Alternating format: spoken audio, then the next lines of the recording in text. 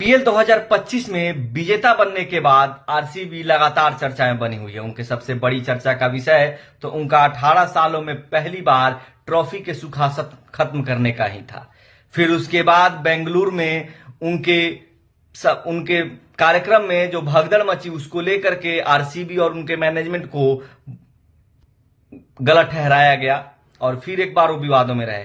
लेकिन इस बार कुछ अलग को लेकर के वो खबर में है। दरअसल पिछले दिनों कई मीडिया रिपोर्ट्स के तहत ये दावा किया जा रहा था कि आरसीबी की मालिकाना हक रखने वाली कंपनी अब आरसीबी को बेचने वाली है। शायद आरसीबी को अब एक नया ऑनर मिल जाएगा। शायद आरसीबी का अगले साल से नया मालिक देखने को मिले।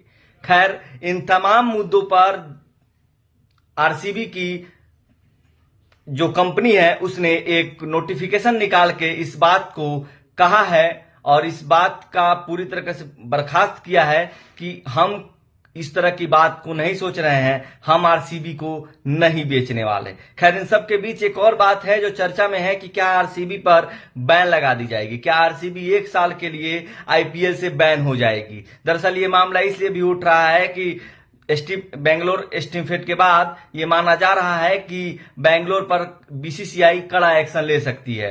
लेकिन इन सब के बीच अब देखना यह है कि क्या सच में आईपीएल में आरसीबी पर बैन लगा दी जाती है, क्या उनके फैंस का दिल तोड़ दिया जाता है। एक साल ही ट्रॉफी जीतने के बाद आरसीबी अपने सबसे बुरे दौर से गुजर सकती है। खैर, एक बात तो साफ हो गई है कि आरसीबी को नया मालिक नहीं मिलने जा रहा है। आरसीबी के जो मालिक हैं वो कंपनी को नहीं बेचने जा रहे हैं। खबर ये थी कि आरसीबी को करीब करीब 2 बिलियन में बेचा जा सकता है, लेकिन अब ये साफ हो चुका है कि आरसीबी नहीं बिकने वाली है। धन्यवाद।